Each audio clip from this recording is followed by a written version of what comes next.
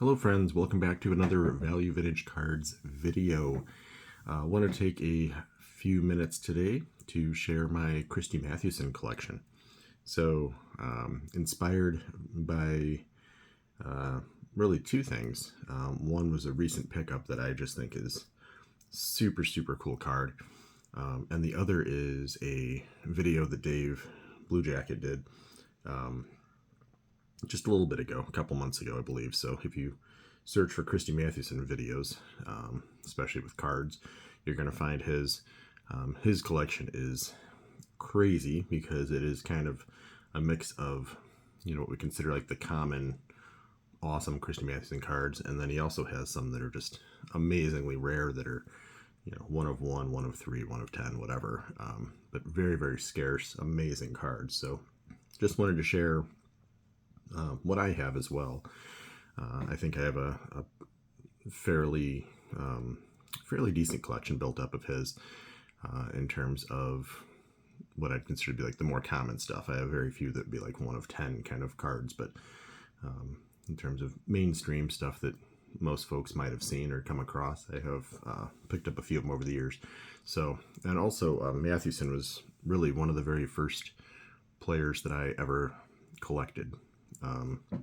This I shared on Mother's Day.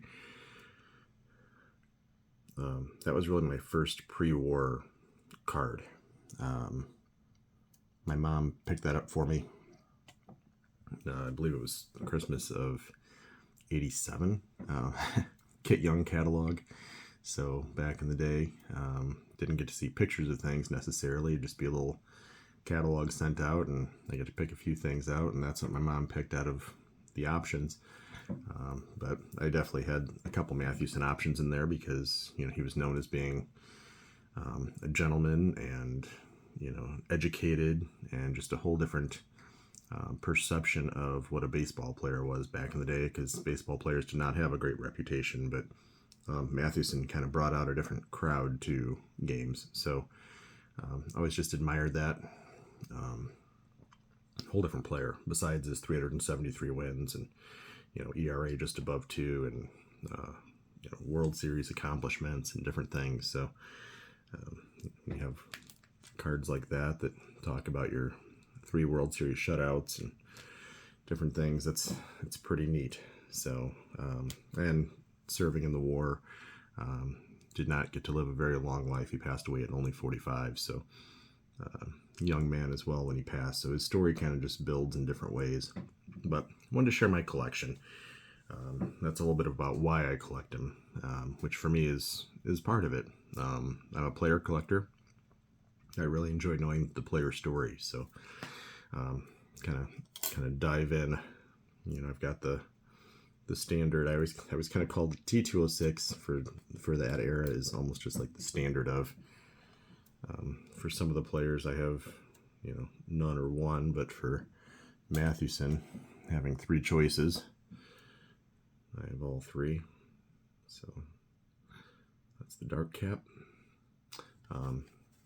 Most of these I end up with just like the standard backs. I haven't gotten into anything too exotic back-wise. When I do, it'll probably be common players or lower tier, because they sell for such multiples. So E90s, I like that set a lot. And you will find some variations with Mathewson on the spelling of his last name. So sometimes it's got 2 T's added to it. So they, even on the slab, on the flip, will kind of correct it. But E90, good set. That back is decent, so the creasing on the front is probably the more offensive part. E91, there is a series A and B. I believe A is slightly more scarce. And this one, you all know me, the value part usually means I'm buying ones, but I've had this one for, I don't know, a couple decades now. Picked it up in a 4, maybe not quite a couple decades, but darn near. I think it was pre my oldest, and she's about to learn how to drive, so that in a 4 is really nice. I think that one probably has maybe the most value of any of my Mathewson items. E93, also good. Get some good colors in there. Go over here, see how that does. So, and that last name again. Kind of crazy how that works out, right? Sometimes 2 T's, sometimes 1 T. E95s are another that have 2 T's, but the colors of that are really, really nice. I think almost every player I've seen with an E95 I enjoy. So that's most of. I have a few that I couldn't quite fit into camera. So I'll run through those as well, just to make sure they're represented. I shared this recently. World's smallest baseball card. I ended up getting a strip of 3. I think they come, more than 10 usually as a strip. So this is like a partial strip, but got Simmons, got Christy in the middle, and then I'm a big Sisler collector as well. So all 3 of those guys I collect. So cool little Mathewson. It's an R423, 1950. Similar 1950. Callahans. These are neat too. You can pick these up very affordably. They're a mostly $5 to $20 thing. The write-up on the back's pretty neat. So yeah, if you're a player collector, I know it's post-playing days and whatnot. I like that. And for perspective, it's a little bit smaller. I'll go with my PSAs. I have 2 other PSA graded items. If you're looking for something more affordable too, these are good. There's 3 sets that are cards. You can always take a look. Most of them have the same player run. That one's cool too. I always love when they show like the nicknames. So they show him as Matty. He had a few different nicknames. This is from the Polo Ground set, so you get a picture of the Polo Grounds on the back, which is also a neat factor. But there's like a national game, and there's another set too that I know I have one from that's similar. But they're all like 1914, 1913, 1915 range. And less than a T206. Even in a 7, that was definitely less than a T206, so not terrible. SGCs, I've got a few. T205 is a nice one. That thing, that's one of the few T205s I really, really do like. I know some people don't enjoy it as much, and maybe it's because they see them like this one and it's a 1. If you get that card in a 3, they are generally gorgeous. When you get the edges and borders looking really, really clean, that card almost takes on a whole different world. This one's got some tears and creases. I don't know, maybe I'm not that offended. To me, on T205s, the edges make the biggest difference. I can deal with some creases, but give me some good color and some good, imaging. And that thing really does have pretty clean. Now, what the heck, I'll keep it. I like it. It's a great picture of him, though. So, definitely like that one. Strip cards, another good option. If you are looking for some different solutions. And I have a whole bunch of different little oddball things down there I wanted to scan real quick. You got, the 1940 play ball. You've got new card. You've got the golden press. You've got some modern stuff that you can pick up for, $1. These silly little things here with diamonds and things in them. I don't know. There's relic cards. The relics for hidden are really expensive. But if you're trying to keep it on the affordable level, you can also go with something like that. These get into the several hundred range for sure. But that's another option. This one I know a few people have shown, and the idea of, former, I don't know why they did that. I could have said like legend or something. Go over here so it's easier to see. A former pitcher. Yeah, I don't love that. It's a little weird, but it's a decent image of him. So I like that part of it. And then I've got two others here. Actually, I'll go with a few before I show my newest pickup. Got the Venezuelan, another post-playing day, so 1967 from the Retrato set. And these, historically, are known for having destroyed backs. Actually, in the world of backs for this set, this one's decent. Probably glued into a book, which is how they were collected. That one being removed didn't destroy it. So, cool set. Very, very rare as well. So, even if it's post-playing days and it's super scarce, I will still grab that for sure.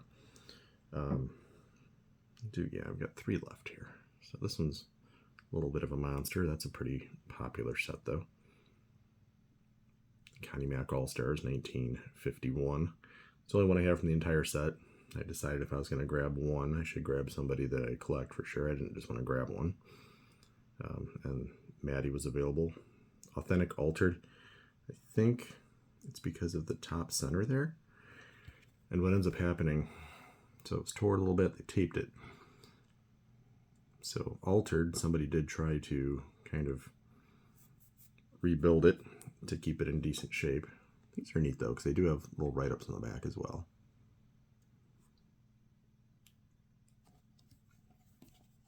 So someone tried to tape it, salvage it.